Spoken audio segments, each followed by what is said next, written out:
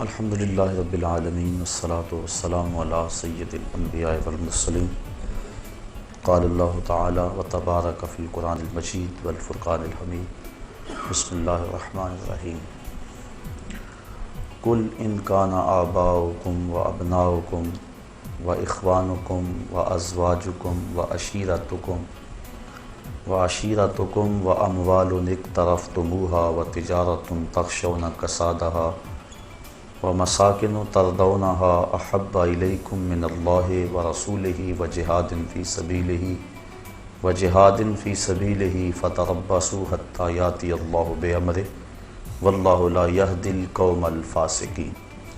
صدق اللہ مولانا العظیم وصدق رسولہ النبی الکریم الرؤوف الرحیم۔ اللہم نور قلوبنا بالقرآن وزین اخلاقنا بالقرآن وادخلنا الجنة بالقرآن ونجنا من النار بالقرآن۔ قال اللہ تعالی وتبارک فی شان حبیبہ مخبرا وعامرا ان اللہ وملائکتہ یصلون علی النبی یا ایہا الذین آمنوا صلوا علیہ وسلموا تسلیما۔ الصلاۃ والسلام علیک یا رسول اللہ وعلی آلک واصحابک یا محبوب رب العالمین۔ الصلاۃ والسلام علیک یا رسول اللہ وعلی آلک واصحابک یا راحت العاشقین۔ تمام حمد و ثنا، تعریف و توصیف اللہ جل مجدہ الکریم کی ذات پاک کے لیے، جو خالق کائنات بھی ہے اور مالک شہنشاہت بھی۔ اللہ جل وعلا کی حمد و ثنا کے بعد حضور نبی اکرم، شفیع امم، رسول محتشم، نبی مکرم، اللہ کے پیارے، امت کے سہارے، رب کے محبوب، دانائے غیوب، مالک رقاب امم، فخر عرب و عجم، والی کون و مکان، سیاہ لا مکان، سید انس و جان، سرور لالا رخاں، نیر تاباں، سرنشین مہوشاں، ماہ خوباں، شہنشاہ حسینہ، تتمہ دوراں، سر خیل زہرہ جمالاں، جلوہ صبح ازل، نور ذات لم یزل، باعث تکوین عالم، فخر آدم و بنی آدم، نیر بطحا، رازدار ما اوہا، شاہد ما طغا، صاحب علم نشرہ، معصوم آمنہ احمد مجتبیٰ، حضرت محمد مصطفیٰ صلی اللہ علیہ وسلم کے حضور ناز میں اپنی عقیدتوں، ارادتوں اور محبتوں کا خراج پیش کرنے کے بعد واجب الاحترام، ذوی الاحتشام برادران اسلام، السلام علیکم ورحمۃ اللہ وبرکاتہ۔ سورہ توبہ کی آیت نمبر 24 آپ کے سامنے تلاوت کرنے کا شرف نصیب ہوا، اور اسی کے ضمن و ذیل میں کچھ باتیں آپ کے گوش گزار کروں گا۔ اللہ تعالیٰ میری زبان پہ کلمت الحق جاری فرمائے۔ ارشاد فرمایا، قل ان کان آباؤکم، اے حبیب فرما دو، اے لوگو، اگر تمہارے ماں باپ، آبا باپ لیکن طبعاً مائیں بھی شامل ہیں، و ابناؤکم اور تمہارے بیٹے اور ان کے اندر بیٹیاں بھی شامل ہیں، و اخوانکم اور تمہارے بھائی بہنیں بھی بھائیوں میں شامل، و ازواجکم اور تمہاری بیویاں، و عشیرتکم اور تمہارا قبیلہ، و اموال اقترفتموہا اور تمہارا کمائی کا مال، و تجارت تخشون کسادہا اور وہ مال تجارت جس پر تمہیں کساد بازاری کا ڈر لگا رہتا ہے، و مساکن ترضونہا اور تمہارے پسندیدہ گھر، احب الیکم من اللہ و رسولہ و جہاد فی سبیلہ، تمہیں اللہ، اس کے رسول اور جہاد فی سبیل اللہ سے زیادہ محبوب ہیں، فتربصوا حتی یاتی اللہ بامرہ، تو پھر اللہ کے فیصلے کا انتظار کرو، واللہ لا یہدی القوم الفاسقین، اور اللہ فاسق قوم کو ہدایت نہیں دیتا۔ وہ 8 چیزیں جن سے انسان کا گہرا تعلق ہے اور فطری طور پہ جن چیزوں سے محبت کرتا ہے، وہ اس آیت کریمہ میں گنوا دی گئی۔ تمہارے ماں باپ، تمہارے بیٹے بیٹیاں، تمہارے بہن بھائی، تمہاری بیوی، تمہارا قبیلہ، تمہارے مال، تمہاری تجارت اور تمہارے پسندیدہ بنگلے، یہ 8 چیزیں گنوا کر کہا کہ یہ تمہیں اگر اللہ جل شانہ، اس کے رسول کریم صلی اللہ علیہ وسلم اور جہاد فی سبیل اللہ سے زیادہ محبوب ہیں، تو پھر اللہ کے عذاب کا انتظار کرو۔ ان 8 چیزوں کی محبت کی نفی بھی نہیں کی، چونکہ ان چیزوں سے جو انسان کا تعلق ہے وہ فطری ہے، اور فطرت اللہ کی تخلیق کرتا ہے، لہٰذا اللہ تعالیٰ نے انسان کی اس فطرت کو کچلنے کا حکم نہیں دیا۔ ماں باپ سے جو پیار ہے یہ ایک فطرت ہے، ہر بیٹا کرتا ہے، نفی نہیں کی کہ تم ان سے پیار نہ کرو، بلکہ شریعت نے تو ترغیب دی ہے۔ حضور ارشاد فرمایا کہ جو ماں باپ کو محبت کی نظر سے دیکھ لیتا ہے اللہ اسے مقبول اور مبرور حج کا ثواب عطا فرماتا ہے۔ عرض کی حضور اگر کوئی 2 مرتبہ دیکھے، فرمایا 2 حجوں کا ثواب۔ عرض کی حضور اگر کوئی 100 مرتبہ دیکھے، تو آقا کریم نے اس کو بھی وہی بشارت دی، بندے دیکھتے تھک جاتے ہیں، اللہ ثواب دیتا تو نہیں تھکتا۔ تو والدین کے چہرے کو محبت کی نظر سے دیکھنا یہ مبرور حج کا ثواب ہوتا ہے، اور انسان کو اس پہ اجر دیا گیا ہے۔ والدین کی خدمت کو ترجیحی بنیادوں پہ بیان فرمایا گیا۔ جب ایک شخص حضور کی خدمت میں حاضر ہوا، عرض کی حضور میں جہاد پہ جانا چاہتا ہوں، تو آقا کریم نے اس کو سوالن ارشاد فرمایا احی والدہ کا، کیا تیرے والدین زندہ ہیں؟ قال نعم، عرض کی ہاں حضور زندہ ہیں۔ قال ففیہما فجاہد، کہا ان کی خدمت کر، یہ تیرا جہاد ہے۔ تو جب ماں باپ بوڑھے ہوں، ان کو خدمت کی ضرورت ہو، تو اس وقت ان کی خدمت ہی بہت بڑی نیکی اور بہت بڑا ثواب ہے۔ ماں باپ بیماری میں تڑپ رہے ہیں اور بیٹا جہاد کرنے جا رہا ہے، شریعت نے حوصلہ شکنی کی ہے۔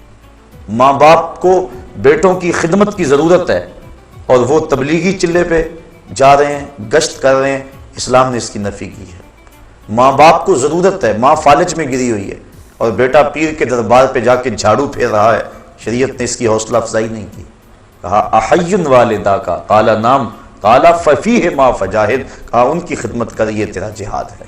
تو والدین کی خدمت کی ملازمت ضروری ہے، اور ان کی رضا میں اللہ کی رضا ہے، ان کی ناراضگی میں اللہ کی ناراضگی ہے۔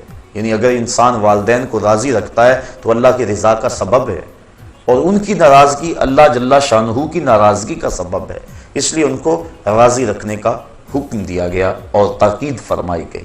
حضرت اویس کرنی رضی اللہ تعالیٰ عنہ ماں کی خدمت چھوڑ کر شرف صحابیت سے ممتاز ہونے کے لیے نہیں آئے، لیکن اس کے باوجود حضور کا پیار ملاحظہ ہو کہ آپ اپنی قبا کے بٹن کھول کے یمن کی طرف رخ کر کے کھڑے ہو جاتے ہیں اور فرماتے ہیں مجھے یمن کی طرف سے یار کی خوشبو آ رہی ہے۔ کسی نے کہا حضور وہ اتنا ہی آپ سے پیار کرنے والا ہے جس کا نام آپ لے رہے ہیں، تو وہ آپ کی زیارت کے لیے کیوں نہیں آتا؟ کوئی کہاں سے آ گیا، کوئی کہاں سے آ گیا، اور وہ یمن سے نہیں آ رہا، یمن تو اتنا دور بھی نہیں۔ فرمایا اس کی بوڑھی اور نابینا ماں ہے جس کی خدمت اسے میرے حضور آنے سے روکے ہوئے۔ اور پھر بلکہ صحابہ کو فرمایا اویس بن عامر کو ملنا، اس کی نشانیاں بیان کی، اور فرمایا جب اس سے ملاقات کرو تو میری امت کی بخشش کی دعا کا کہنا۔ یعنی دوسروں کے لیے اس بات کو عملی طور پہ سامنے رکھا کہ جو ماں کی خدمت کرتا ہے اس کی دعائیں قبول ہوتی۔ اور پھر جب حضرت عمر فاروق اور حضرت علی المرتضیٰ حاضر ہوئے رضی اللہ تعالیٰ عنہما اور حضور کا سلام بھی پیش کیا، تو ویسے کرنی تڑپ اٹھے اور بار بار کہتے تھے بتاؤ حضور کے لبوں پہ میرا نام کیسے آیا تھا، کیسے لب کھلے تھے اور کیسے اویس کا لفظ لبوں پہ آیا تھا۔ تو کہا اتنا جو تجھے پیار ہے تو پھر حضور کو ملنے کیوں نہیں آیا، حضور کی زیارت کے لیے کیوں نہیں آیا؟ کہا تم نے میرے رسول کی زیارت کی ہے؟ کہا ہاں ہم تو شام سویرے وہاں رہتے تھے۔ کہا پھر بتاؤ حضور کے جو ابرو تھے یہ جڑے ہوئے تھے یا کھلے ہوئے تھے؟ اب یہ حیرت میں ڈوب گئے، فرمایا مجھے پوچھو جو زیارت کے لیے نہیں گیا۔ کوئی دور سے دیکھتا اسے جڑے ہوئے نظر آتے اور قریب آ کے دیکھتا تو کھلے ہوئے نظر آتے۔ تو جو ماں باپ کی خدمت میں لگا رہتا ہے ثابت یہ ہو رہا ہے وہ حضوری رسول میں رہتا ہے۔ اس لیے شریعت نے ماں باپ کا پیار سکھایا ہے، فطرت ہے، اس کی نفی نہیں کی۔ وَأَبْنَاؤُكُمْ، اور تمہارے بیٹے، گھر میں آنگن میں پھولوں کی طرح بچے کھیل رہے ہوں، اور شام جب بندہ گھر پلٹتا ہے اور بچوں کو کھیلتے ہوئے دیکھ کر اس کی طبیعت میں خوشی کا آنا فطری بات ہے۔ اولاد سے پیار یہ اللہ تعالیٰ نے ماں باپ کے سینے میں رکھ دیا، ماں کے سینے میں وہ تڑپتی ہوئی ممتا اور محبتوں کے امٹتے ہوئے وہ جذبات رکھے کہ دنیا پر اس قدر محبت اور پیار جتنا ماں کو اولاد کے ساتھ ہے اتنا کسی کو نہیں دیا گیا۔ تو یہ فطرت ہے اور اسلام فطرت کے خلاف جنگ نہیں کرتا، تو نفی نہیں کی گئی اس کی، بلکہ آقا کریم نے حضرت امام حسن رضی اللہ تعالی عنہ کا منہ چوما۔ ایک عربی کھڑا تھا، اس نے اس منظر کو دیکھا تو عرض کی حضور اپنی اولاد کا اس طرح آپ منہ بھی چوم لیتے ہیں؟ تو آقا کریم نے جواباً ارشاد فرمایا اللہ نے تیرے دل سے رحم چھین لیا ہو تو میں کیا کروں۔ تو والدین کا اولاد کے ساتھ پیار یہ فطری ہے اور اسلام نے اس کی نفی نہیں کی، بلکہ اولاد کی تربیت میں مشغول ہو جانا نفلی عبادت سے بہتر ہے۔ مصلی بچھا کے نوافل پڑھنے سے یہ بہتر ہے کہ اولاد کو آداب دین سکھائے جائیں، ان کو بتایا جائے بیٹا نماز اس طرح پڑھنی ہے، کوئی آئے تو سلام یوں کرنا ہے، مہمان کے ساتھ یوں حسن سلوک کرنا ہے، یہ چیزیں ان کو پڑھانے کے لیے بیٹھ جانا یہ نفلی عبادت میں مشغول ہونے سے بہتر ہے تربیت اولاد۔ تو شریعت نے والدین کے لیے اولاد کی محبت کی نفی نہیں کی۔ وَإِخْوَانُكُمْ اور تمہارے بھائی اور بہنیں، تو بھائی بہنوں کا جو تعلق ہے وہ بھی ایک فطری ہے، ایک چار دیواری اور ایک چھت تلے انہوں نے پرورش پائی ہوتی ہے، ایک ماں کی گود میں کھیلے ہوتے ہیں، ایک باپ کی شفقتیں ان کو میسر رہی ہوتی ہیں، ایک چولہے پہ بیٹھ کے چپاتیاں کھاتے رہے اور آپس میں محبت کا اظہار کرتے رہے ہیں، تو جو ان کا پیار ہے وہ مثالی ہونا چاہیے۔ اگر آلائشیں پیدا نہ ہو تو اس سے بڑا اور رشتہ دوستی کا اور محبت کا اور کون ہو سکتا ہے۔ یہ تو بدقسمتی ہے ہمارے دور میں کہ یہ جو شریکہ برادری پتہ نہیں کہاں سے آ گئی۔ یہ شریک کا حالانکہ مفہوم یہ نہیں تھا جو ہم نے بنا لیا ہے، شریک شرکت سے نکلا ہے، اور شریک کا معنی ہے جو وراثت میں شریک ہے، جو دکھوں غموں اور پریشانیوں میں شریک ہے، جو ہر معاملہ زندگی میں ایک دوسرے کے شریک ہیں، شرکت کرنے والے ہیں، ان کو شریک کہتے ہیں۔ لیکن اب ہم نے شرکت کا مفہوم یہ بنا لیا ہے جو دوسرے پہ طاق رکھیں، دوسرے پہ نظر رکھیں اور اس کی دولت سے، اس کی عزت سے، شہرت سے جلیں، اس کو شریک کہتے ہیں۔ ہم سکی بیٹی کی شادی رچائیں تو یہ فکر لاحق ہو جاتی ہے کہ اگر کھانا کم پڑ گیا، مہمان زیادہ آگے، بارات بے تحاشا آ گئی، تو اگر کھانا کم پڑ گیا تو شریکوں کی نظر پڑ گئی، تو یہ اس بات کو ایشو بنا لیں گے اور اس بات کا تمسخر اڑائیں گے، تذلیل کریں گے۔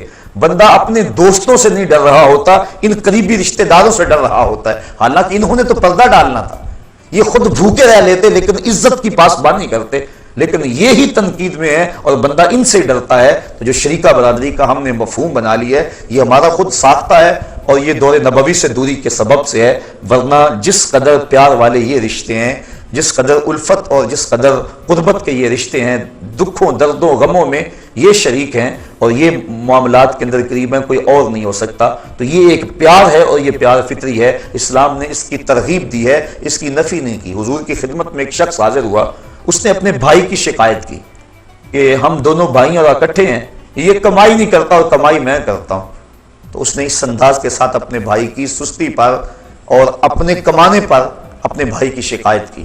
اب آقا کریم نے فرمایا ہو سکتا ہے کہ تجھے اس کے صدقے سے رزق مل رہا ہو۔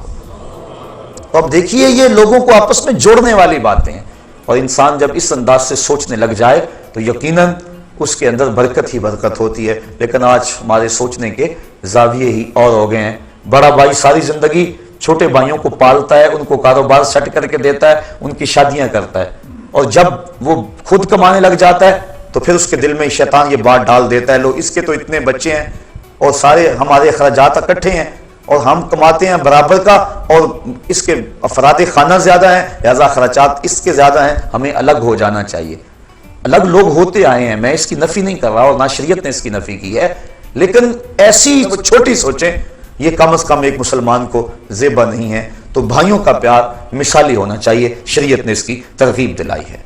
وَأَزْوَاجُكُمْ اور تمہاری بیویاں، بیوی پاؤں کا جوتا ہوتی ہے، یہ زمانہ جاہلیت کی باتیں ہیں، اسلام نے اس کی نفی کی ہے اور بیوی کو محبوبہ کی مسند پہ بٹھایا ہے۔ حضرت سیدہ عائشہ صدیقہ رضی اللہ تعالیٰ عنہ کو حمیرہ کہہ کے حضور پکارتے تھے، حضرت خدیجہ الکبریٰ کا کثرت سے تذکرہ کرتے، بلکہ حضرت عائشہ صدیقہ رضی اللہ تعالیٰ عنہ فرماتی ہیں ایک دن مجھ سے نہ رہا گیا اور میں نے کہہ دیا حضور آپ اس بوڑھی عورت کا تذکرہ نہیں چھوڑتے، بڑھاپے کی وجہ سے جس کے ہونٹوں کے گوشے سرخ ہو چکے تھے۔ تو فرمایا عائشہ مجھے خدیجہ کے بارے میں تکلیف نہ دو، جب پورے مکے نے میرا انکار کیا تھا تو اس نے میرا اقرار کیا تھا، میں اس کا تذکرہ کبھی نہیں چھوڑ سکتا۔ فرمایا اس کے بعد پھر کبھی بھی میں نے ان کے بارے میں کوئی بات نہیں کی تھی۔ اور حضرت خدیجہ الکبریٰ نے جب آخری وقت حضور سے چادر مانگی تو آقا کریم نے پوچھا کہ خدیجہ بتاؤ تو صحیح چادر کیا کرنی؟ تو انہوں نے عرض کی حضور میرا وقت آخر ہے اور میری آرزو ہے کہ اس چادر سے مجھے کفن دیا جائے۔ اب بیوی سے بڑھ کر خاوند کو کون جاننے والا ہوتا ہے؟ اب بیوی کہہ رہی ہے کہ میرے سرتاج کی، میرے خامند کی اگر چادر مجھ کو مل جائے تو میری نجات کے لیے یہ چادر ہی کافی ہے۔ یہ حضور کی عظمت پر کتنی بڑی دلیل ہے۔ اب حضور علیہ السلام جواباً کیا فرمایا؟ آقا کریم نے فرمایا خدیجہ تو نے تو چادر مانگی ہے، لو اردت جلدی لا آتیتک، اگر تو میری جلد بھی مانگتی میں وہ بھی اتار کے دے دیتا۔ حقوق نسواں کی بات کرنے والے کائنات کے اندر کوئی ایسی مثال تو لائیں کہ آقا کریم نے بیوی کو جس عزت کی مسند پہ بٹھایا اور کہا لو اردت جلدی لا آتیتک، تو یہ حضور کا ہی کمال ہے۔ تو اسلام نے بیوی کو محبوبہ کی مسند پہ بٹھایا، بلکہ نکاح سے قبل ترغیب دی، فانکحوا ما طاب لکم من النساء، عورتوں میں سے جو تم کو بھا جائے اس کے ساتھ نکاح کر لو۔ یعنی ترغیب نکاح میں بھی اس بات کو مد نظر رکھا گیا تاکہ تمہاری محبت کا رشتہ مستحکم رہے۔ تو یہ شریعت نے ترغیب دی، محبوبہ کی مسند پہ بٹھایا، نفی نہیں کی۔ تو یہ کہ پیار ہے، تو اس پیار کو فطری طور پہ جو قلبی تعلق ہوتا ہے اسلام نے اس کو تقویت دی ہے، نفی نہیں دی۔ گھروں کو ٹوٹنے سے بچایا ہے، فرمایا اگر بیوی کی کوئی بات تمہیں ناگوار گزرے تو کوئی ایسی عادت بھی تو ہوگی جو اچھی ہوگی، تم اس ناگوار کو نہ دیکھو، اس اچھی عادت کو دیکھو۔ تو جب انسان اس طرح سوچنے لگ جائے گا تو پھر گھر ٹوٹنے نہیں پائیں گے بلکہ گھر جڑے رہیں گے۔ تو اسلام نے ان کی محبت کے لیے مختلف ذرائع اختیار کیے تاکہ ان کا آپس میں پیار رہے۔ وَعَشِيرَتُكُمْ، اور تمہارے قبیلے، خاندان، جو برادریاں، برادریوں کی اسلام نے نفی نہیں کی، بلکہ یہ تعارف اور پہچان کے لیے مختلف برادریاں ہیں لیکن تفاخر کے لیے نہیں ہیں۔ ہمارے دیہاتوں میں یہ جو چودھری کمی کا تصور ہے اسلام نے اس کی بنیادی طور پہ نفی کی ہے۔ کسی غریب، امیر، گورے، کالے اور دولت کی بنیاد پر جو ہے وہ تقسیم ہم نہیں کر سکتے۔ ان اکرمکم عند اللہ اتقاکم، تم میں سے اللہ کے نزدیک عزت والا وہ ہے جو زیادہ متقی ہے۔ برادریاں تفاخر کا باعث نہیں ہیں بلکہ یہ پہچان کے لیے، عرفان کے لیے۔ شریعت نے مساوات کا درس دیا ہے۔ حضور علیہ السلام نے جب اعلان نبوت کیا اور نبوت کا نور گھر گھر پہنچا تو حضرت اسود، اللہ اکبر، حضور کی خدمت میں حاضر ہوئے۔ یہ اسود کہتے ہیں عربی میں کالے کو، سخت کالے رنگ کے تھے اور کوئی شخص ان کو اپنے پاس بٹھانے کے لیے تیار نہیں تھا۔ ایک غلام دوسرے کالے رنگ کے، انتہائی جو ہے وہ رنگت میں سیاہی، عرب میں سب سے کالے رنگ کے یہ شخص تھے۔ عرض کی حضور اگر میں اسلام لاؤں تو مجھے کیا ملے گا؟ فرمایا جو ابو بکر و عمر کو ملا وہی تمہیں ملے گا، جو حقوق و فرائض ان کے ہوں گے وہی حقوق و فرائض تیرے ہوں گے، اور اگر جس صف میں وہ کھڑے ہوں گے اسی صف میں تو کھڑا ہوگا، اور اگر اتفاق سے تو پہلے آ جائے اور بعد میں آئے تو اگلی صف میں کھڑا ہوگا، وہ پچھلی صف میں کھڑے ہوں گے۔ کوئی اتھارٹی نہیں ہے کسی کے پاس کہ تجھے اگلی صف سے اٹھا کر پچھلی صف میں کر دیں کہ تو کالا ہے، تو غلام ہے، تیری رنگت میں سفیدی نہیں ہے، تو سرخ رنگ کا مالک نہیں ہے۔ یہ اسلام کا دیا ہوا نظام ہے، یہ اسلام کا دیا ہوا مساوات کا درس ہے۔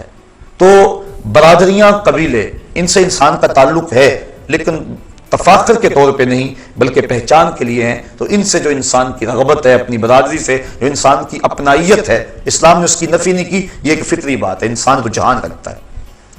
وَأَمْوَالُ اقْتَرَفْتُمُوهَا، اور تمہارے کمائی کے مال، شریعت نے اس کی بھی نفی نہیں کی کہ تم مال نہ کماؤ۔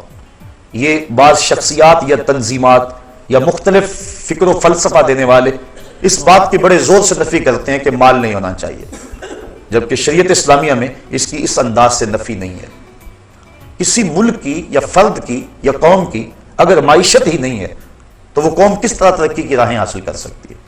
آج آپ دیکھتے ہیں کہ چائنا سپر پاور بننے جا رہا ہے، کیا وجہ ہے؟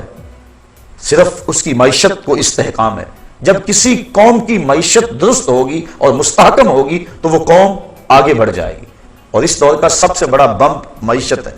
اگر کسی قوم کی معیشت نہیں ہے، چاہے اس کے پاس ٹیلنٹ جتنا مرضی موجود ہے، جتنے مرضی اس کے پاس صلاحیتیں موجود ہیں، اس قوم کو کبھی بھی رہنما نہیں مانا جاتا۔ تو معاش ہر دور کے اندر عزتوں کا سبب رہا ہے، معاش کی وجہ سے کسی کو معزز جاننا اس کی نفی کی گئی ہے، لیکن ہر دور میں تقریباً رہا یہی ہے کہ جس کے پاس دولت کی کثرت ہوتی ہے اس کی رائے کو معتبر سمجھا جاتا ہے اور وہی قیادت کا اہل سمجھا جاتا ہے۔ تو اس لیے معاش پہ قبضہ ہونا اور معیشت کا مستحکم ہونا یہ ضروری ہے، اسلام نے اس کی نفی نہیں کی ہے۔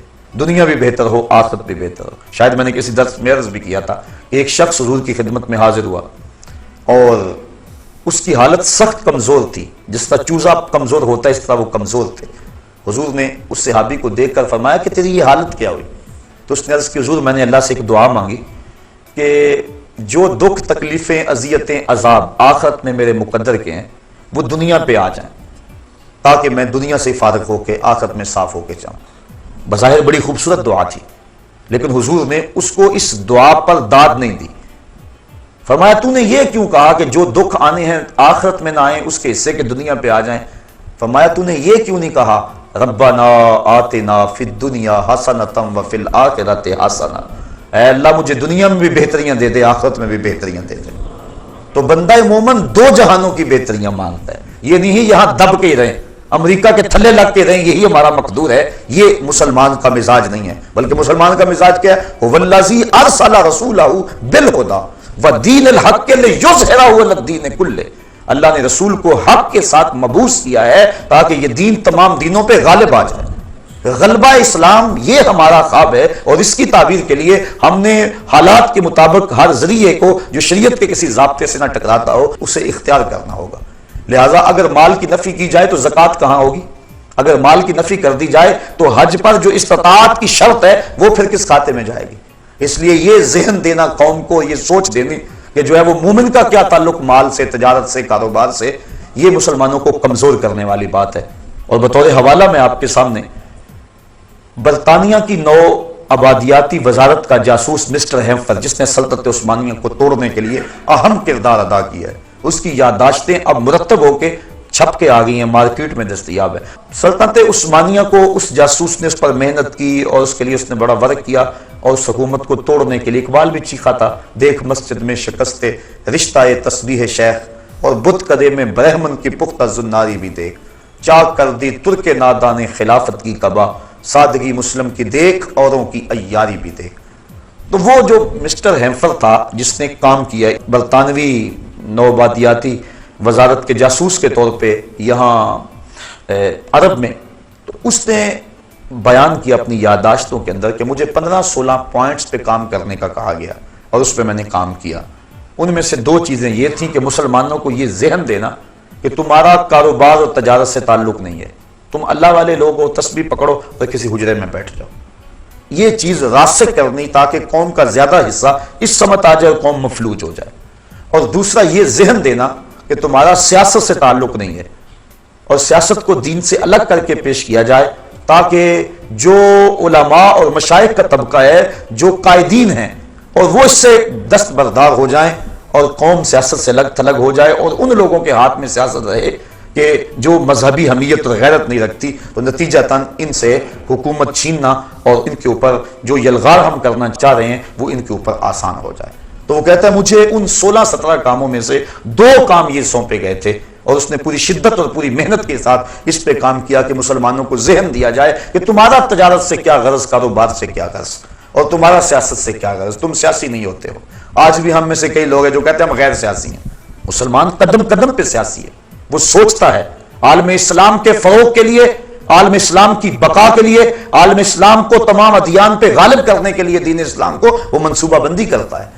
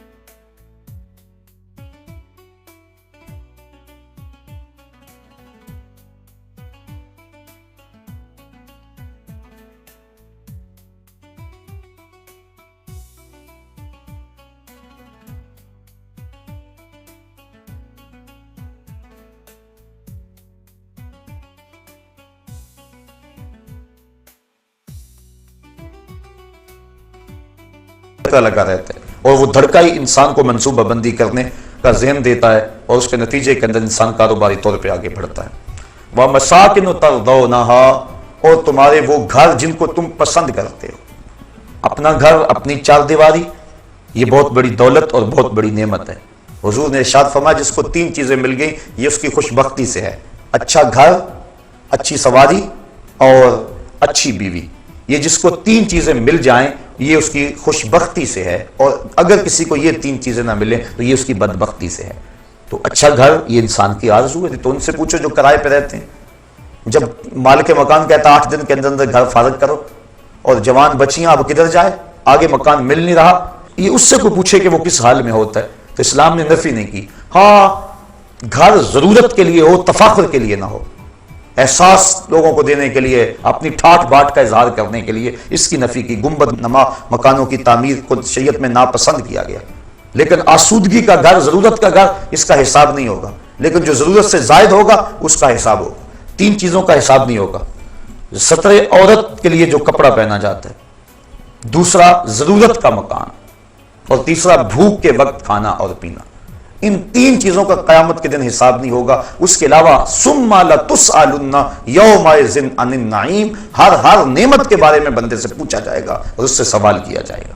اس لیے ہم اپنی جو ضرورت ہے اس کو پورا کر لیں، نہ یہ ہے کہ ہم ظاہر ٹھاٹ باٹ کے لیے جو ہے وہ حدود بھی پھلانگ جائیں تو قیامت کے دن پھر اس کے حساب میں جکڑے جائیں۔ حضرت غوث اعظم نے جو مکان کے حوالے سے بات کہی ہے وہ اس طرح کے مکان کے بارے میں کہی ہے، فرمایا مکان بنا رہا ہے، بسیں گے اور حساب تو دے گا۔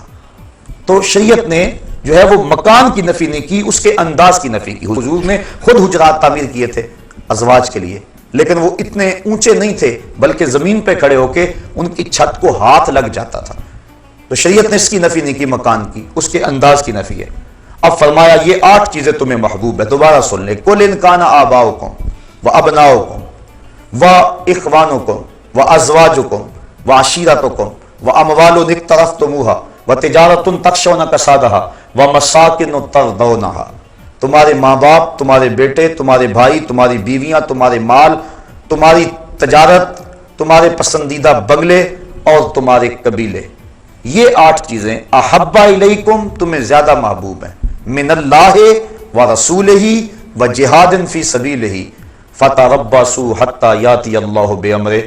اگر اللہ، اس کے رسول کریم اور جہاد فی سبیل اللہ سے تمہیں یہ 8 چیزیں زیادہ محبوب ہیں تو پھر فرمایا اللہ کے عذاب کا انتظار کرو، اور اللہ فاسقوں کو ہدایت نہیں دیا کرتا۔ اب ان 8 چیزوں سے جو تعلق ہے اور محبت کا جو رشتہ فطری ہے، اسلام نے اس کی نفی کیے بغیر موازنہ کا حکم دیا کہ تم ایک پلڑے میں ان 8 چیزوں کی محبت رکھ لو، اور ایک پلڑے میں اللہ اور اس کے رسول کریم کی محبت کو رکھو، جہاد فی سبیل اللہ کی محبت کو رکھو، اور پھر وزن کرو۔ اگر جہاد فی سبیل اللہ، رسول کریم اور اللہ جل شانہ کی محبت کا پلڑا وزن پہ ہے، اور یہ اس مقابلے میں کوئی حیثیت نہیں رکھتی 8 چیزیں، تو پھر تشکر کے سجدے کرو کہ مالک کی کرم نوازی ہو گئی۔ لیکن اگر یہ چیزیں آگے ہوں اور اللہ، اس کے رسول اور جہاد فی سبیل اللہ یہ پیچھے چلے جائیں تو پھر اللہ فرماتا ہے میرے عذاب کا انتظار کرو۔ اب میں اور آپ نے اپنے آپ کو اپنے ضمیر میں خود عدالت لگا کے ترازو گاڑ کے ہم دیکھ سکتے ہیں کہ ہم کس سمت ہیں اور ہمارا وزن کس پلڑے میں جاتا ہے۔ زبان سے دعویٰ کر لینا، کہہ لینا یہ آسان کام ہے، لیکن جب کبھی انسان کو آزمائش کا موقع انسان پر آئے اس وقت اس کی پرکھ ہوتی ہے۔ اقبال کہتا ہے جہاں میں تو کسی دیوار سے نہ ٹکرایا، کسے خبر کہ تو سنگ خارا ہے یا کہ زجاج۔ جب تک تو دیوار سے نہیں ٹکرائے گا کیسے پتا چلے گا کہ تو سخت پتھر ہے یا کہ شیشہ ہے؟ جب دیوار سے ٹکرائے گا تو پتا چلے گا کہ تو کیا ہے، شیشہ ہے یا پتھر ہے۔ جب تک بندہ امتحان گاہ میں نہیں آتا اتنی دیر تک تو نہیں پتا چلتا، جب امتحان گاہ میں آتا ہے اس وقت پتا چلتا ہے کیا ہے۔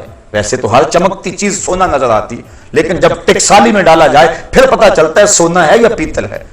اب میں اور آپ امتحان گاہ میں اپنے آپ کو کھڑا کر کے دیکھیں کہ اس وقت جب مصیبت بن جائے، ایک طرف اللہ، اس کے رسول اور جہاد فی سبیل اللہ ہوں، اور دوسری طرف یہ رشتے ہوں اور موازنہ کرنا پڑ جائے، اس وقت ہم کس سمت ہوتے ہیں۔ ایک سادی مثال لے لیتے ہیں، شادی کا موقع تھا، افراد خانہ نے کہا اتنی دیر تک مزہ تو نہیں آئے گا جتنی دیر تک نیم برہنہ لباس میں رسم حنا کے نام سے بے حیائی کا مظاہرہ نہیں ہوگا۔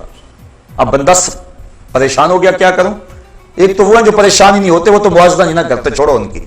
بندہ پریشان ہو گیا، اب کیا کروں؟ بیٹیاں کہہ رہی ہیں، بیٹوں کی بھی رائے یہی ہے، بیوی بھی اسی پلڑے میں وزن دیتی ہے۔ بوڑھی ماں سے پوچھا، باپ سے پوچھو نا کیا کریں؟ بیٹا بچوں کی بات ماننی پڑتی ہے، نیا زمانہ آ گیا، ہم تو پرانے ہو گئے۔ اب برادری نے بھی کہا کہ تو الگ ہونا برادری سے، یہ تو سب کے رسوم و رواج ہے، تو کو الگ نہیں آیا ہے۔ مال بھی سر اٹھاتا ہے کہ اتنی دولت نمائش کب ہوگی، اتنے بڑا تجارتی نیٹ ورک، وہ بھی سر اٹھایا اندر سے اس نے بھی، بھائیوں نے بھی یہی کہا، رشتہ داروں نے بھی یہی کہا۔ یہ جو سارے 8 کے 8 رشتے تھے، یہ ایک سمت کھڑے ہو گئے، اور دوسری سمت سورہ نور کی آیتیں کھڑی ہو گئی۔ خبردار اگر عورت گھر کی دہلیز میں اتنے زور سے قدم رکھے کہ اس کے پاؤں میں پڑے ہوئے پازیب کی چنکار باہر گلی میں گزرتے ہوئے غیر مرد کے کانوں تک پہنچے، شریعت نے اس پہ بھی قدغن لگا دی۔ رسول کریم کی حدیث آ کھڑی ہوئی، ربا قاسیات آریات یوم القیامہ، بہت ساری عورتیں جو لباس پہنتی تھیں لیکن قیامت کے دن برہنہ اٹھائی جائیں گی، کیونکہ ان کا لباس ان کے اعضاء کا ساتر نہیں ہوگا بلکہ ان کے اعضاء کی نمائش کا سبب ہوگا۔ قیامت کے دن ان کو برہنہ اٹھایا جائے گا۔ یہ سارے حکم ایک سمت اور یہ سارے رشتے ایک طرف، اب بندہ درمیان میں کھڑا ہے۔ اب پتہ چلے گا نا کہ وہ زبان سے جو دعویٰ عشق رسول کرتا تھا، محبت الہی کا جو دعویٰ کرتا تھا، جو پیار کا دعویٰ کرتا تھا، اللہ اس کے رسول سے محبت کا دم بھرتا تھا، اب وہ کس سمجھ جاتا، اس کا وزن کس پڑے میں جاتا ہے۔ اگر وہ کہتا ہے کہ اب کیا کروں جی، مجبور ہوں، حالات ایسے ہیں، کوئی مانتا نہیں ہے، اور وہ بھی اس راہ کا مسافر بن گیا، تو ہم سمجھیں گے یہ زبانی جمع خرچ تھا۔ دعویٰ عشق رسول صرف زبان تک محدود تھا، اندر نہیں اترا عشق اس کے۔ اور اگر اس نے کہا میاں تیرے سارے رشتوں کو میں نے راضی کیا، تو کہتا تھا اگر ماموں ناراض رہا تو شادی کا مزہ نہیں آئے گا، چونکہ ماں کے چہرے پہ اداسی ہوگی۔ میں ساری رات ہاتھ جوڑ جوڑ کے اس کو منایا کہ نہیں۔ اگر چچا ناراض رہے تو لطف نہیں آئے گا، میں نے اس کو راضی کیا۔ فلاں ناراض رہا تو لطف نہیں آئے گا، میں نے سب کو راضی کیا، ہاتھ جوڑ جوڑ کے منایا، اور میں نے تیرے سارے رشتوں کو منا دیا۔ اور کیا گنبد خضرا کا مکین ناراض ہو جائے؟ بھلا ہو سکتا ہے کہ میں شادی میں حضور کو ناراض کر لوں، اللہ اس کے رسول کو ناراض کر لوں؟ تو یہ کبھی نہیں ہو سکتا۔ وہ ڈٹ کے کھڑا ہو گیا، جب یہ ڈٹ کے کھڑا ہو گیا اللہ کے فرشتے بھی نازل ہوئے اور اس پر مدد ہوئی، اور یہ سارے پلٹ کے اس کی سمت آ گئے، اس کو سرخروئی بھی ملی، عزت بھی ملی، اور اللہ اس کے رسول کا ساتھ اور رسول کی محبت بھی نصیب ہوئی۔ یہ تھا اس کا امتحان۔ لیکن اگر اس امتحان میں وہ کامیاب اور بامراد نہ ہوا تو پھر وہ زبان سے جمع خرچ کے علاوہ کچھ نہیں تھا۔ 2-4 مرتبہ اس آیت کو پڑھ لیں اور اس کا ترجمہ پڑھ لیں اور اپنے کچھ ترازو میں رکھ کے تولیں کہ ہم کہاں کھڑے ہیں اور اس آیت کے تقاضے کیا ہیں۔ کہا اگر تم نے ان رشتوں اور نعتوں کو اللہ، اس کے رسول اور جہاد فی سبیل اللہ سے زیادہ محبوب جانا تو فرمایا فتربصوا حتی یاتی اللہ بامرہ، پھر اللہ کے فیصلے کا انتظار کرو۔ اب اس کا فیصلہ کیا ہے؟ اللہ تعالیٰ کا فیصلہ کیا ہے جس کا انتظار کرنے کو کہا گیا؟ اس بات کو مبہم رکھا گیا، یعنی اس بات کو واضح نہیں کیا گیا کہ اللہ کے عذاب کی صورت کیا ہوگی۔ ہم سمجھتے ہیں آسمان سے پتھر اترے تو یہی عذاب ہے، کسی کا گھر لٹ جائے تو یہی عذاب ہے، آسمان سے آگ برسے تو عذاب ہے، لیکن اللہ اگر کسی کے دل سے اپنی یاد چھین لے تو یہ عذاب نہیں ہے۔ وہ ایک شخص تھا، بڑا نام تھا اس کا، اچانک عیسائی ہو گیا۔ لوگ علماء بالخصوص اس کے پاس پہنچے تاکہ اس کو سمجھائیں کہ عیسائیت کی کس قدر نے تجھے متاثر کیا اور اسلام سے تو کیوں دور ہو گیا۔ اس نے جو واقعہ سنایا، پرانی بات ہے، اس نے کہا کہ میں ایک دن ٹھنڈے پانی سے وضو کیا، بڑی مشکل سے وضو کیا، مصلی پہ کھڑا ہوا میرا وضو جاتا رہا، لیکن مجھے دوبارہ طاقت نہیں تھی، یعنی سستی ایسی تھی کہ دوبارہ وضو کرنے کے لیے نہ جا سکا، اور میں بے وضو ہی کھڑا نماز پڑھتا رہا، لیکن ڈرتا بھی رہا کہ میں نماز کی توہین کر رہا ہوں، سجدوں کی توہین کر رہا ہوں، مصلی رسول کی توہین کر رہا ہوں، میرے اوپر کوئی اللہ کا عذاب نازل نہ ہو جائے۔ میں نماز پڑھتا بھی رہا اور اس ڈر میں بھی رہا۔ ساری نماز مکمل ہوگی، جب سلام پھیرا اتنے وقت تک میرے اوپر کوئی عذاب نہیں آیا تھا۔ میں نے کہا اسلام تو دین ہی سچا نہیں ہے۔ میں نے اسلام کو چھوڑا اور عیسائیت کو قبول کر لیا کہ میں نے توہین کی مصلی رسول کی اور میرے اوپر کوئی عذاب نہیں آیا، لہٰذا اسلام دین سچا نہیں۔ یہ تھا میرے عیسائی ہونے کا سبب۔ تو علماء نے کہا تو سمجھتا ہے میرے اوپر عذاب کوئی نہیں آیا، اس سے بڑا عذاب اور کیا ہو سکتا ہے؟ اللہ نے اپنا دین چھین لیا، اس سے کیا بڑا عذاب ہو سکتا ہے؟ اس نے اپنا دین چھین لیا تجھ سے۔ تو اب ذرا غور کیجئے، اللہ کسی سے اپنا دین چھین لے اور توفیق حق سلب کر لے تو اس سے بڑا عذاب کیا ہو سکتا ہے؟ تو اب فرمایا اگر تم ان رشتوں کو، ان چیزوں کو، ان 8 چیزوں کو اللہ جل شانہ، اس کے رسول کریم اور جہاد فی سبیل اللہ سے زیادہ محبوب جانو گے، فتربصوا، پھر انتظار کرو، حتی یاتی اللہ بامرہ، کہ اس کا فیصلہ آ جائے۔ آگے فرمایا واللہ لا یہدی القوم الفاسقین، اللہ فاسق قوم کو ہدایت نہیں دیتا۔ کیا مطلب؟ وہ ہدایت کے جو اسباب ہیں ان سے صرف نظر کر جاتے ہیں۔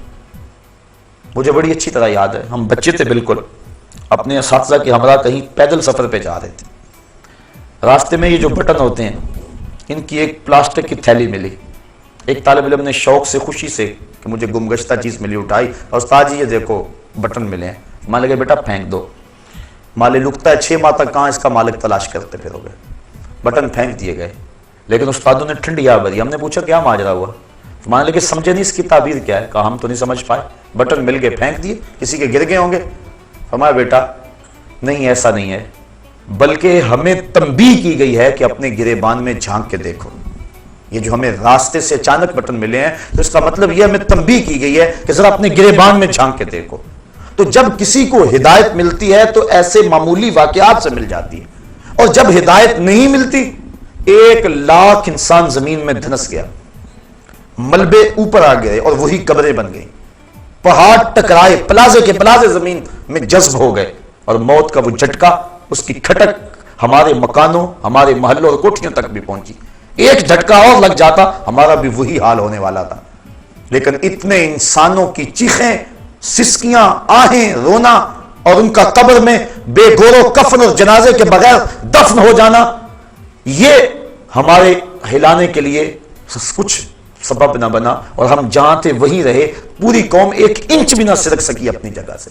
تو جب انسان اللہ، اس کے رسول اور جہاد فی سبیل اللہ سے جو ہے ان رشتوں کو ترجیح دیتا ہے، اللہ فرماتا ہے ایک تو میرا عذاب کا انتظار کرے، دوسرا ان فاسقوں کو پھر اللہ ہدایت نہیں دیا کرتا۔ بڑے بڑے سامان ہدایت کے آ جائیں لیکن وہ اس سے عبرت نہیں لیتے، بلکہ وہ اسی طرح زندگی گزارتے رہتے ہیں۔ ہم دیکھیں کہیں ایسا تو نہیں ہے کہ ان بدلتے ہوئے حالات کے باوجود بھی ہم عبرت کی راہوں پہ نہیں آ رہے، کہیں ایسا تو نہیں کہ ہمارے یہ رشتے اللہ اس کے رسول سے کہیں محبت میں زیادہ تو نہیں ہیں۔ ہم ضرور اپنے آپ کو دیکھیں، سوچیں، اس پہ تفکر کریں۔ صحابہ کی تو زندگی دیکھیے، ایک صحابی حضور کی خدمت میں حاضر ہوا، بیٹھا، سلام لیا، آقا نے جواب نہیں دیا، بڑا پریشان ہوا، عرض کی حضور مجھ سے کون سی غلطی ہو گئی کہ آپ نے میرے سلام کا جواب نہیں دیا؟ حضور کا ناراض ہو جانا صحابہ پر قیامت سے کم نہیں تھا۔ سورہ توبہ اٹھاؤ، حضرت کعب بن مالک سے ناراض ہو گئے حضور، غزوہ تبوک میں یہ 3 سال پیچھے رہ گئے تھے، سورہ توبہ میں تفصیلی واقعہ موجود ہے۔ اللہ ارشاد فرماتا ہے زمین وسیع ہونے کے باوجود ان پر تنگ کر دی گئی۔ کہتے ہیں میں حضور سے سلام لیا، حضور جواب نہ دیا، میں صحابہ کی طرف آیا، انہوں نے منہ پھیر لیے، بڑا پریشان ہوا، گھر آ گیا کہ بیوی سے جا کے کہانی سناؤں گا، لیکن بیوی دوسری سمت منہ کر لیا، میں نے بولا، اس نے بات نہ کی۔ میں نے کہا تجھے کیا ہوا؟ کہا سنا ہے اللہ کے رسول تجھ سے نہیں بولتے۔ اجڑ گیا، دل اجڑ گیا، بچے بھی نہیں بول رہے۔ کہتے ہیں ایک دن میں بازار سے گزر رہا تھا، مجھے کسی شخص نے کاغذ کا ٹکڑا دیا، میں نے اس کو کھول کر دیکھا تو کسی قبیلے کے سردار کا رکا تھا، اس میں لکھا تھا میں پتہ چلا ہے کہ تیرا نبی تجھ سے ناراض ہو گیا، تو تو بڑا قابل اور باصلاحیت آدمی ہے، تو ہمارے پاس آ جا، ہم تجھے عزت دیں گے، وقار دیں گے، تجھے منصب دیں گے۔ کہتے ہیں کہ مجھے غصہ آیا اور میں نے کاغذ پر ٹکڑے ٹکڑے کر دیے اور رونا شروع کر دیا، میں اتنا برا ہو گیا ہوں کہ دشمن بھی مجھے اپنا سمجھنے لگے۔ اور پھر سورہ توبہ کی وہ آیتیں نازل ہوئیں، بخشش اور مغفرت کا اعلان ان کے لیے آیا۔ تو حضور کا ناراض ہو جانا صحابہ کے لیے قیامت تھا۔ حضور نے سلام نہ دیا، وہ پریشان ہو گیا، عرض کی حضور کون سی میرے سے خطا سازد ہوگی؟ آقا نے اس کے ہاتھ کی طرف اشارہ کیا، سونے کی انگوٹھی پہنی تھی، اس نے اتار کے پھینک دیا، چونکہ ان الذھب والفضۃ حرام لذکور امتی، سونا اور چاندی میری امت کے مردوں کے لیے جائز نہیں ہے، عورتوں کے لیے یہ دونوں دھاتیں جائز ہیں، اور مردوں کے لیے صرف 4.5 ماشے سے چاہے رتی بھر کام ہو، پورے 4.5 ماشے نہ ہو، چاندی کی 1 انگوٹھی مرد کے لیے جائز ہے، اس کے علاوہ سونا چاندی کسی صورت میں بھی مرد کے لیے جائز نہیں ہے، منع کر دیا گیا، روک دیا گیا۔ اب اس نے انگوٹھی اتاری اور پھینک دی، حضور نے سلام کا جواب دے دیا، گفتگو ہوتی رہی، جب لوگ اٹھ کے جانے لگے یہ بھی اٹھ کے چل دیا، کسی نے کہا جناب انگوٹھی تو اٹھا لو، قیمتی ہے، سونے کی ہے، تم نہ پہننا، بیوی کو دے دینا، وہ اس کے لیے تو جائز ہے۔ کہا جس انگوٹھی پہ میرے آقا کی ناپسندیدگی کی نگاہ پڑ گئی ہے میں اس کو اب کبھی بھی نہیں اٹھا سکتا، جس کو حضور نے ناپسندیدگی سے دیکھ لیا ہے اب وہ میرے کام کی نہیں رہی۔ یہ تھا ان کا پیار اور یہ تھی ان کی محبت۔ مدینے کی گلی سے گزر رہے ہیں، ایک گنبد نما مکان بن رہا تھا بہت اونچا، کہا کس کا ہے؟ کہا فلاں انصاری کا ہے۔ زبان سے کچھ نہیں کہا، چہرے پہ ناگواری کے آثار ظاہر ہوئے۔ کسی نے اس انصاری کو جا کے بتا دیا، 2 4 5 دن بعد دوبارہ گزرے، دیکھا کہ وہاں مکان نہیں تھا۔ کہا میاں کل پرسوں یہاں ایک مکان ہوا کرتا تھا۔ کہا حضور وہ تو گرا دیا گیا۔ بلایا انصاری کو، میاں مکان کیوں گرا دیا؟ کہا سنا تھا آپ کو پسند نہیں، بس میں اس کے اندر بود و باش اور رہائش کیسے کر سکتا تھا جو آپ کو پسند نہیں ہے۔ اب دیکھ لیجئے یہ ہے ان کی محبت کہ حضور کی رضا کو کتنی اہمیت دیتے ہیں اور حضور کی ناراضگی سے کتنا ڈرتے ہیں۔ میں اور آپ اپنے آپ کو ذرا دیکھیں، ترازو کے ایک پلڑے میں رکھیں، اپنی محبتوں کو ایک پلڑے میں رکھیں، اللہ اس کے رسول کے ساتھ جو محبتیں ہیں ان کو ایک پلڑے میں رکھیں اور پھر وزن کریں۔ اور اس آیت کو سورہ توبہ کی آیت نمبر 24 ہے، کسی بھی مترجم کا ترجمہ پڑھ کے دیکھ لیں اور دیکھیں کہ قرآن کیا کہہ رہا ہے۔ ترجمہ پھر سن لیں، قل ان کان آباؤکم، حبیب فرما دو اگر تمہارے ماں باپ، و ابناؤکم تمہارے بیٹے، و اخوانکم تمہارے بھائی، و ازواجکم تمہاری بیویاں، و عشیرتکم تمہارے قبیلے، و اموال اقترفتموہا تمہاری کمائی کے مال، و تجارت تخشون کسادہا اور تمہاری وہ تجارت جس پر کساد بازاری کا ڈر لگا رہتا ہے، و مساکن ترضونہا اور تمہارے پسندیدہ گھر، احب الیکم تمہیں زیادہ محبوب ہیں، من اللہ و رسولہ و جہاد فی سبیلہ اللہ اس کے رسول اور جہاد فی سبیل اللہ سے، فتربصوا تو پھر انتظار کرو، حتی یاتی اللہ بامرہ کہ اللہ کا فیصلہ آ جائے، واللہ لا یہدی القوم الفاسقین اور اللہ فاسق قوم کو ہدایت نہیں دیا کرتا۔ اللہ قرآن مجید ہماری ہدایت کا ذریعہ بنائے اور ہمیں اس کا فہم، نور اور روشنی عطا فرمائے۔